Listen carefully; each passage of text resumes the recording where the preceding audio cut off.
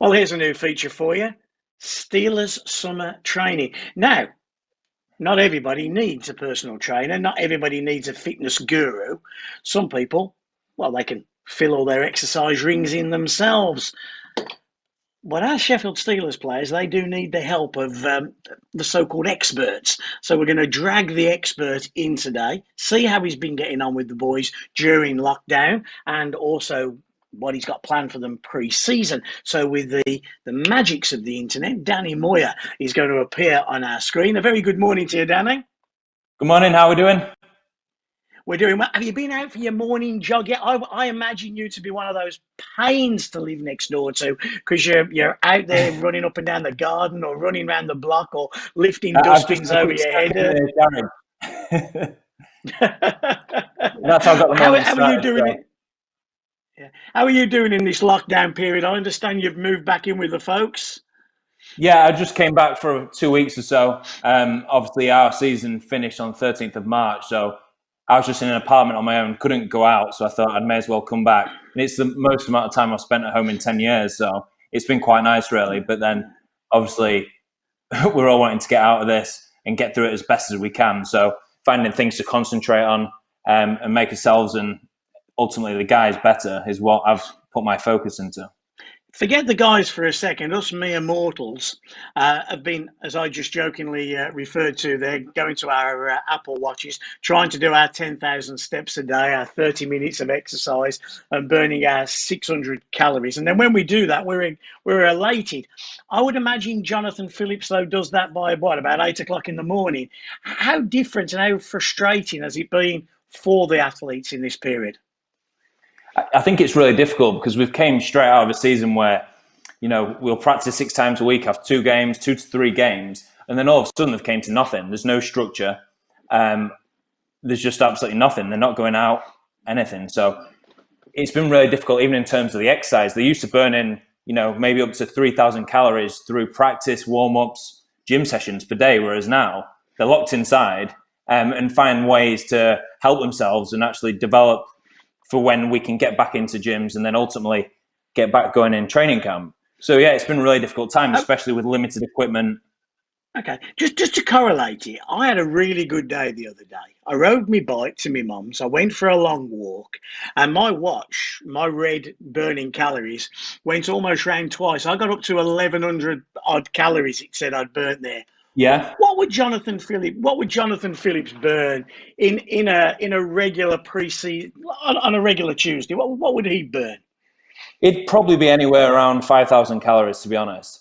If you're Honestly. looking at, if it was pre-season, obviously we'd be doing 2 a days and gym sessions. So that's a hell of a lot of load. But then even for a game itself, the players are all around 2,000, 2,500 calories, depending on how many minutes they've played and then the body mass as well. Because I think that's important because we all do our little bits of exercise, and it's interesting to equate what we do to what they do. So at the end of a regular season, the guys would take a few weeks off, wouldn't they? The GB boys would come back and they'd take a couple of weeks off. They've had that period now. So are they actually starting almost to do their summer regular preseason workouts now? Yeah, absolutely. I mean, after playing a season, regardless of whether it's 60, 80, 90 games, it's really important. Just give themselves a few weeks, just let the body settle down because they're all dinged up. They've got a few niggles, which you're going to have from playing a high speed contact sport. Whereas now we're at the stage where really we want to get them moving. And we're doing a lot of general physical preparation work. So we're helping them prepare. We're building the foundations for later on in the summer.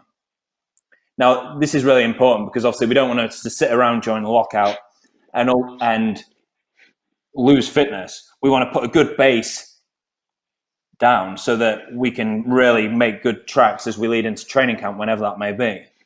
Now, again, I guess there are some players. I know the Dowdies and the Jonos who are itching to get back at it. And do you have to give some of the others a bit of a gentle nudge, like perhaps you would myself? Yeah, I think you've always got to just be in the rear. But I speak to a lot of guys most days, to be honest. So it's just a term of making them accountable. And they know that it's for the bigger picture as well. It's not just themselves, it's they come into the Steelers. And we're in it to win it. So whether you're the best hockey player in the world or you're the fittest person in the world, we want both of them. So So everyone's accountable. And yeah, you do have to give them a nudge sometimes, but okay. Due to modern technology, I'm speaking to you now. Have you had to use modern technology as well to get your message over to the guys? Do you, when you say you speak to them, are you putting 50p in the meter, or are you phoning them on the Zooms or on your iPad? And can you actually see what the guys are doing, or would they cheat you? Would they dare cheat you, Danny? no, they wouldn't. So yeah, just day to day, obviously it's text messages, WhatsApp, phone calls, but then we've started to do Zoom sessions weekly. So we'll do 2 or 3 a week. And that's when obviously I'll find a time that works for everyone, whether it's in North America or in the UK. And we'll get all the boys on the session together and we'll complete a session based on that sort of early summer training. So to prepare them for later down the road. And it's been really nice, to be honest, because they've all been able to get the work done. I've been able to coach them as they're doing the work. But then also there's that really important strong connection, or social connection, should I say, which I feel like a lot of people are probably missing now, especially the guys that are used to sitting in a locker room with 20 other guys and shooting it for hours each day. So I think that element's quite nice. Has the lockout, in a strange way, almost helped you because the guys aren't on the golf course or aren't working the farm or aren't out having a pop? They're actually stuck at home. So actually, the workout is, cool. This is going to kill a couple of hours. Actually, we're onto it a bit earlier. Is it almost in a weird way helped you? Yeah, absolutely. I think it's been great, to be honest, because obviously it's allowed the guys to actually have some real downtime for the first time in a long time, rather than being hockey, golf, whatever it may be. So that's been really nice. But then also they've got the time to actually focus on the training. So they might be doing extra mobility and yoga sessions that they wouldn't usually have time to do. Even think about what they're eating. Obviously, like I said earlier, about a lot of them burning 5,000 calories a day. Right now, they're not going to be doing that. So they've really got to concentrate on what they're eating. Otherwise, they just gain a lot of weight very quickly. Yeah, I've concentrated what I'm eating. The lads, the fridge is full, Danny. The fridge is full. Now, this is the episode 1 of Steelers Summer Training, and I understand I'm going to be joining some of the boys in a few little exercises in episodes to come. Now, you're not going to go hard on me, are you? No, we'll take it easy and get you In into fact, it. okay, are these things that everybody can do at home that you're going to run us through in the Yeah, I weeks can to make come? them. Obviously, there's certain sessions that will be a little bit harder and maybe not specific to everyone, but obviously, working as a strength conditioning coach in ice hockey, the aim is to make them as best at the sport as possible. Whereas there's lots of Yeah. exercise that we can actually do to help the general population and people that maybe only do a little walks a day. So yeah, anyone can do it because you'll be able to do it at your own intensity. Right. Okay. Now you've got some clips. I know that yourself and Dave have been going through. That I know you're going to talk us through some of the work that you've been doing with the boys. Yeah, absolutely. So we'll just have a look at the altitude landings into a jump. Okay. Let's have a look at the first one then. Okay, boys, so what we're going to start off with here is an altitude landing into a jump. Okay, what we're really working on here is absorbing the force as you're landing. Okay, so you're pulling everything into floor through your midfoot. I'm going to show you what that's going to look like right here. So I'm going to set the onto a box. Anywhere 30 centimetres will be perfect. I'm just using an old picnic camper. Okay, and all we're going to do, we're going to take a step off. You're going to pull yourself down towards the floor. So as my hips went back, so do my arms. Okay, from there, we're going to go into another jump. So we're going to explain through, touch to in, and pull yourself nice and deep. Big chest, okay? This is the position you want to be landing in. What we're going to do, we're going to have 3 lots of 4 reps of this, so you'll have 8 total landings per set. Okay, Danny. Explain what use that is, to a hockey player, and whether it be any use to a mere mortal like me or the people watching, and what the benefits of that exercise are. Yeah, so what we did there, we did a box landing into a squat jump. And what we're doing with the landing, so they get 2 landings each time they do it. And the purpose of this is so that they're teaching the body how to decelerate properly. Obviously, a good analogy would be you won't want to drive a Ferrari without any brakes. And it's exactly the same for our guys in terms of want to be able to stop the body mass quickly and efficiently. Because obviously, when you look at it out on the rink, they might want to pivot, change direction, or into another full speed acceleration. So that's why it's beneficial there. And what it's really doing is it's laying the foundation for later in the summer with all the jumping exercises when it gets a little bit more specific towards the sport. Now it's very general. Whereas later down the road, it will obviously turn a lot more higher intensity, and we want them to have developed them foundations. Is that an exercise that all of us can do in our garages, or is that more designed for the Jonathan Phillipses and Robert Dowds of the world? Yeah, I think anyone can do the exercise, but obviously you could, in the next video that we'll watch, you'll actually see how you could maybe do it safer. And we do that actually going from the toes. So you don't necessarily have to drop off a picnic box, but you could actually do it in a variation, which I'll talk about in a second. You do realise in the summer your parents will be mortified when they realise their picnic hamper has been destroyed by your workouts in the garage. Let's go and see what else you've destroyed in the garage. Let's take a look at the second clip. Okay, boys, so the next exercise we've got here, we're going to go for a snap back into a lateral bound. So we're going to start nice and tall, reaching towards the ceiling. What we're going to do, we're going to pull down onto the outside leg. So I'm going to pull onto my right leg here. So we're going to pull down into the floor. From there, we're going to bound laterally, and we're going to catch that so that your hip and knee are in line with the foot. Okay, once you've done that side, up onto your toes again, reach towards the ceiling, pull yourself deep, and I'm going to bound laterally and catch that landing. The important part is absorbing the force as we're moving laterally. Okay, so we'll have a 3-second pause in each end position once we've completed the lateral bound. What's funny to me, Danny, is that didn't look too difficult. Now, I'm sure if I tried when we turn the iPad off, is it the pause, that 3-second pause? And again, what does that actually do to the body, and how does that help our boys?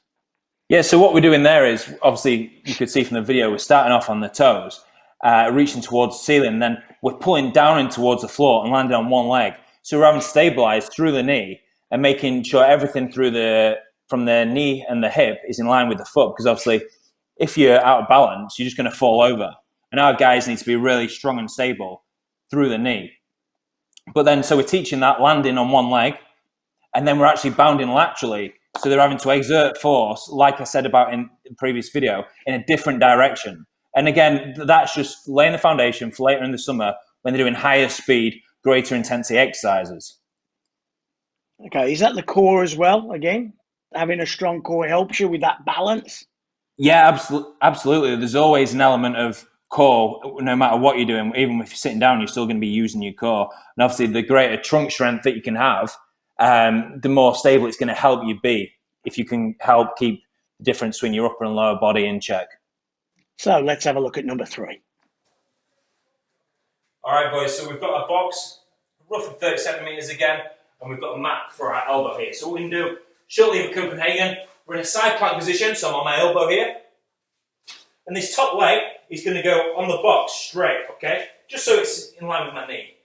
And what we do is we're going to have 15-second holds here, really to help bulletproof through your adductors. So what we're going to do is just come up, take that bottom knee off the floor, and we're going to hold this position. Okay, just really put an isometric force through your adductor there. Good. Okay, so a way to progress that, if that seems too easy, is you'll be able to take it to a long lever. Okay, so you can use the side of your foot here, exactly the same again. You're going to come up into a side plank position, and you can hold that. Again, this is far more stressful on your adductors than doing it from your knee. Try and keep your hips up, don't let them sag. We're holding this position. Okay, that looked a little bit more like it, Danny. That was a little bit more stressful. Certainly that second one. Is that to strengthen the knees? Because obviously hockey players do have knee issues and they need the knees to be very strong because of the impact. Is that what you're trying to build up there? It's not the main focus. The main focus of that exercise is the adductor, so what people call the groin. Which obviously, is the adductor to us? Adductor. To us mere mortals. Inside okay, of your quad. Adductor. Yeah, inside of your quad. So obviously a big injury in hockey is to get groin injuries because it puts them out of the picture completely. So we need to make sure we're as strong as we can through that adductor. So a way of doing that is a Copenhagen. And there's lots of different progressions in which the guys can use to progress to make it more stressful. But just like you saw in that video, we start at the knee and make sure that they're comfortable holding it in that position. And then we can turn it into a longer lever, so we increase the lever length, and it'll put more stress through the adductor. So we're really trying to make it strong in that range. Okay. Again, is that something that's really just more for your finely tuned athletes, or is that something that us mere mortals could try? And what benefits would we gain from something like that? Well, the first thing is it'll be good for your trunk strength in terms of it is a side plank alternative. But then when you're looking at the actual adductor, you might not want to do it with your knee up. You can actually just do that with your legs straight on the floor. So again, that's a regression to all these exercises. There's different progressions, regressions for different people to work through. So depending on the individual and their level of exercise, that's when you pitch the exercise.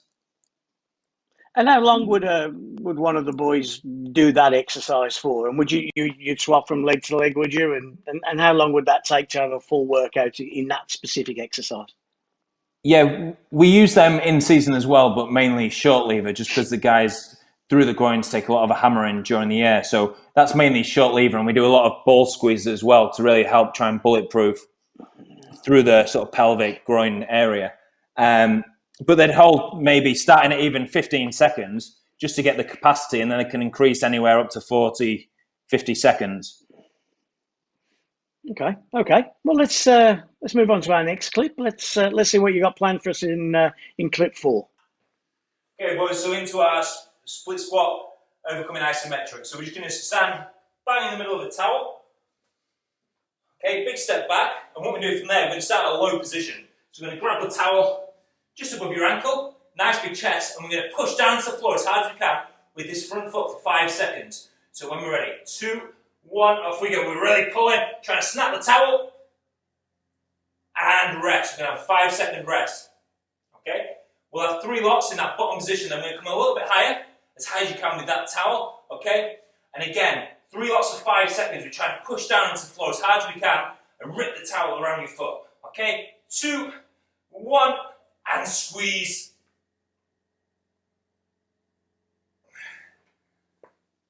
Well, firstly, Danny, I bet your mother's absolutely thrilled that you've come home during this lockdown period. You've ruined a picnic basket, and now her bath towels are taking an absolute hammering. I guess when you haven't got, first of all, when you haven't got the gym kit around you, these are all, if you like, tricks of the trade to get around things like that. Yeah, absolutely. Obviously, the guys at this stage will be lifting quite a lot of weight, and a lot of players haven't got any weight at all. So we're having to find ways and different training methods to incorporate at this time of the year that's going to be beneficial to them. So what we've just done there is an overcoming isometric. And what we're looking at there is moving or applying force to an immovable object. So what that's doing is it's really firing up all the muscles, which we're not getting at the minute because they've not got any weights to lift. Being strong in positions relevant to them, but then also how the central nervous system's firing. So they're getting the recruitment of motor units actually around the knee and in the positions which will benefit them, obviously, in the sport, but later in the summer as well. So you mentioned the knee there. So that exercise is more for the knee area. I thought it was more the biceps pulling, but you're saying somewhere else. Yeah, that exercise is more for around the knee. So what you'll notice if you tried it, you could try it at home. You'll really feel a burn around your knee in the VMO, sort of coming in around your quad. And obviously, we want our guys to be strong through the knees. As what I found in previous years is that as skates become stronger and stronger, there's been more and more guys tweaking the knees little ways because obviously the next thing to get injured from if their foot isn't going to move, it's the knee. So we want them to be as strong as they can through that joint. And different kinds of isometrics are really going to help them at this stage. So that was a split squat that I just shown you there. But also you can use that for a normal squat at different ranges and also deadlift. So it can be used for all different exercises. Okay, well, let's move on to our next clip. All right, guys, so grab your tins of food. I've got some Brownwell's cream and mushroom and some Everyday Essentials chopped tomatoes, okay? We're going to use these as a counterweight for these skate squats here. Okay, so I'm using 2 little cushions. And what we do is start with your left foot slightly in front of the cushions. And what we're going to do from here, we're just going to take the right foot off the floor. I'm going to reach back and your arm's going to reach forward. You're going to tap the mat and you're going to drive through. Okay, you can have a little reset if you're on balance there. And we go again. And through. Okay, so we're trying to keep that knee in line with the foot. We don't want to be wobbling in or out. If that's too hard, you can add another mat. And likewise, too easy, you can take the mat out. Ooh, two things. I might need the whole sofa. Secondly, the importance of the soup. What's the importance of it? Is it just a little bit of weight? Is that the importance of the cans? Does that balance it out? Yeah, when we usually do them exercise in the gym, we usually use a light weight just as a counter. So to counter your body weight, because obviously you're reaching a long way back. So that's just a way, or something that I found that I could use and the guys can use to help them with that exercise. So it doesn't matter if it's beans or anything, you can, it's just a little bit of an external load. Sure. And where is the main benefit in the body for that exercise? Because I reckon people watching this, Danny, that's the one they're going to go and try. I think it looks difficult. I think they're going to give that one a go. Where are they going to feel it in the morning when they get up? That again is a single leg exercise through the quads, hamstrings, glutes. That's where you're going to feel that. And again, like all the exercises that we've been through, there's lots of regressions and also progression. So a way to make that harder would be to take cushions out of the way. So we've got guys that can do it all the way to the floor, and then we've also got guys that can do it from a deficit. So they'll be able to reach back lower than what the other foot's at. But obviously, to make it easy for other people to do, you'd be able to really elevate it off the floor and then just reach back to that. And again, I find that a good progression to things like reverse lunges if you haven't got any weight. So we're just finding ways that we can get a stimulus and keep them as healthy and robust as possible, which will obviously help them in the long run as we approach training camp again here. Okay. Just going more general, I've worked with all the Steelers coaches. I remember the early ones. They'd make the guys go to the gym. But when Don McKee came, he was a bit of a professor. He was a headmaster at Waterloo University. And he was very much into guys going to the gym. But he was very much against, in the season, guys lifting weights. It was not something he wanted. Now, I know from seeing you work and seeing all the guys work at the moment that they are lifting weights in season. So when you're out of season, what's the most important thing for them to get fit? Are they just trying to bulk up and gain weight, or are they on the treadmill running or riding bikes? And what's the main focus of a summer? Is it that more aerobic exercise or just pumping iron? So that's a really good question. And why did it change? Why was Don McKee so against it? And like, times have changed. That was 20 odd years ago. And now it's an important part of the actual ongoing season. Yeah. So we'll start with the conditioning element to this. Obviously, hockey is an anaerobic sport, typically, where they're working really hard for maybe 30, 40 seconds and then they back off and then they've got to go again. And what is a good indicator of sort of repeated high intensity efforts in hockey would be also the ability to recover so they can go again. Okay, so what we're doing in this phase right now, we're really working on that aerobic base. So just steady. And it doesn't mean they're just sort of riding a stationary bike at a mediocre pace. We use heart rate to prescribe training zones. If they haven't got a bike, they can use jogging right now. It's not what I'd usually prescribe them, but we're finding ways to make it work right now. So in terms of conditioning, that's what we're trying to do there. Again, build that structure, the underpinning for the more intense work to come later on in the summer. And then even with regards to strength training, the focus in the summer is to become as strong. So there's a few things or positives to being strong. So you're as robust as possible. Obviously, we don't want players getting injured, and that's where really we don't want many guys out of the lineup, if any. So that's why there's such importance on making them strong and robust. And the second is to be able to produce high amounts of force very quickly. Obviously, hockey, a very quick sport, lots of change of direction, acceleration, decels, body contact. We need them to be as strong and fast as possible. And we're obviously working through the summer to get them to new PBs each time, or each summer. Okay, and what about the use of weights in season? I know you and I have had this conversation before, because it always used to interest me that 20 odd years ago, they didn't want weights in season, but now weights. I mean, I see Ben O'Connor and Dowdy and those boys. They're lifting weights 20 minutes after they've come off the ice. Yeah. What's all that about? So it's great being able to spend all summer training, lifting heavy weights, getting strong, but then also fast. But if you just get to the season and focus on hockey, you're going to become weak again very quickly. You're not going to be able to produce the amounts of force that you could during the summer, and you're not going to be able to move as quickly. So it's really important, especially how the culture's changed in Sheffield since we've had the new gym and things like that put in the arena, that guys can get in every single day and do a little bit of work. It doesn't have to be a lot so they can't walk the next day. We want little stimuluses of the right amount at the right time to actually benefit them on a Saturday and a Sunday night. So we want them lifting we want them lifting different weights at different speeds, different times during the week to allow them to perform at their best on a weekend. Okay, and just explain that bit again about it's to non-athletes, which is basically 99.9% of us. I find it strange. Jonathan Fernley and I were doing our podcast.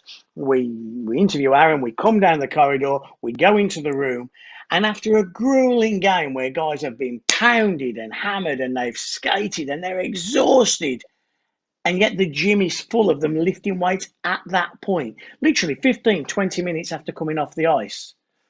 Yeah, Why then? again, What's so important about doing it at that point? well, we find it a good way, especially that'd probably be after either a Sunday night game or a Wednesday night game. So after a Wednesday night, we might not have the opportunity to get a good workout in that week. But if we lift straight after the game, they've not really got to be worried about being sore the next day because they're not playing. We might have a practice or some sort of recovery work. They'd be in, but they don't really necessarily have to worry about being sore for it. But then also, you're getting on the other hand where guys are lifting before a game to enhance performance. So again, like the isometrics, we're trying to get everything fired up before the game so they can skate as quick as possible, shoot as hard as possible, so on and so forth. So that's really, and it's just I'm really, when you look back at how the culture's actually changed, you've got guys lifting, doing extras every single day throughout the week. And that's all for the cause of being the best hockey players and putting the best Sheffield Steelers team on the ice. I'm really proud of that. And when I say it, obviously, that's what we encourage and that's what we pride ourselves off as staff and also players. Okay, well, that's been, I think, very informative, and we've thoroughly enjoyed that. Just before we go, if you were offering one bit of advice to, if you like, the mere mortals just watching this today, especially in this lockdown period, it's given us all a little bit more time, and we always used to use time as an excuse not to do exercise, and now we have no excuses not to do exercise. What would be the one thing you would say to, let us just say, a slightly chubby 54-year-old chap? What's the best exercise that I'm just asking for a friend, but that they could do to make them generally more healthy, other than not go to KFC? I think just being active in terms of, like you said, about whether it's getting you 10,000 steps, setting small but achievable goals every day, which you might not. There's a lot of people that are office workers and they might really struggle to get 10,000 steps in a day. So if you've got this opportunity now to get out on a lunch from your home and go for a walk, then great, that's a progression already. But then if, with regards to exercise, could you try, I don't know, whether it was going out on a bike or a light jog, but then there's all these sort of home workouts that are provided for people now, like what we're going to do in a week or so, where people can actually join in. So there's lots of different avenues that you can go down to help yourself in this time.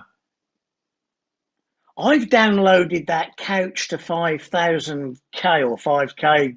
I haven't opened it yet. I've only just downloaded it. I thought that was, thought just to get going on it. Is that something that there's so many people that I'm not a runner, but could I do 5,000? Could I do a 5K run in 3 or 4 months' time if I follow that? Yeah, of course you could. And I think initiatives like that are absolutely great to get people active.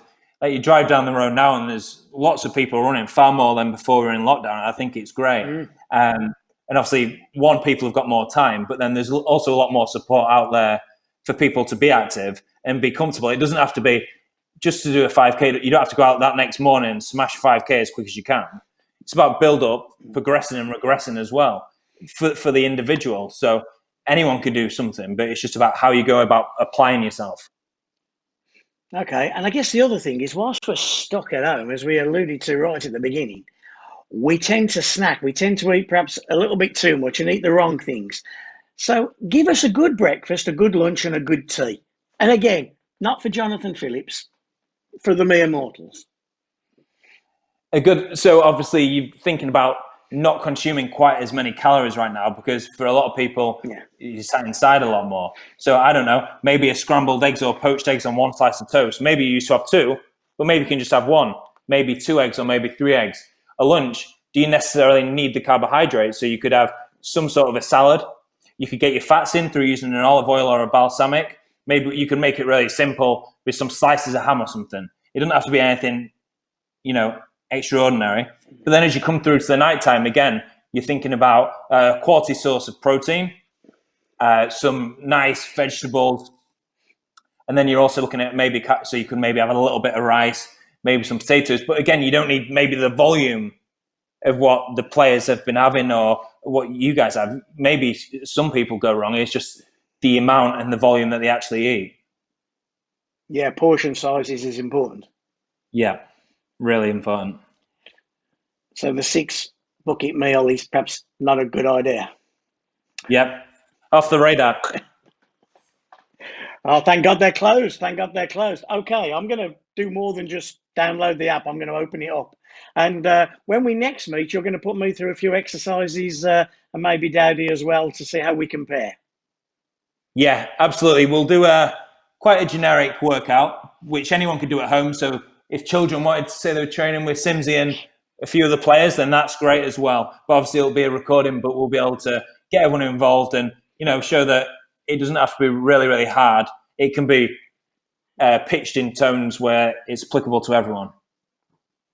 Okay, Danny. Hey, listen, we thank you for your time. Apologise to your folks for ruining half the things in their garage. Tell them to send the bill into Tony, and we'll take it from there. But next time we'll see you again. And and thanks for all the work you're doing with the boys in the summer. Whenever we get back on the ice, we know they're going to be in the best possible shape, as will the announcer following this course of exertion that you're going to put me through. Things we do for this club, Things we do. Thanks, Danny. Take care, kid. Thanks, David. Thank you. Bye.